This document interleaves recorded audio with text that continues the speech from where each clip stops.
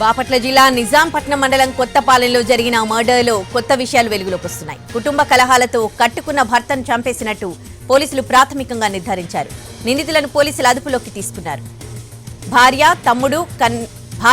తమ్ముడు కన్నతల్లి సాయంతో భర్తను మర్డర్ చేసింది. అయితే అందరూ చూస్తూ ఉండగానే రోడ్డు మీద తలపై కొట్టి మెడను తాడుతో బిగించి వీధిలోకి లాగి దారుణంగా హతమార్చింది. ఈ హత్య బాపట్ల జిల్లాలో కలకలం రేపింది. 12 ఏళ్ల క్రితం అమరేంద్రబాబుకు పెద్దూరు గ్రామానికి చెందిన అరుణతో వివాహం జరిగింది. వీళ్ళిద్దరికీ ఒక పాప బాబు ఉన్నారు.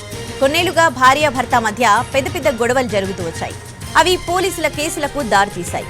అయితే 2 నెలల క్రితం ఇద్దరి మధ్య గొడవ జరగడంతో అరుణ పుట్టింటికి వెళ్లిపోయింది. డిసెంబర్ 31న అత్తారింటికి వెళ్లి రమ్మని అడగ్గా భార్యాభర్తల మధ్య గొడవ జరిగింది.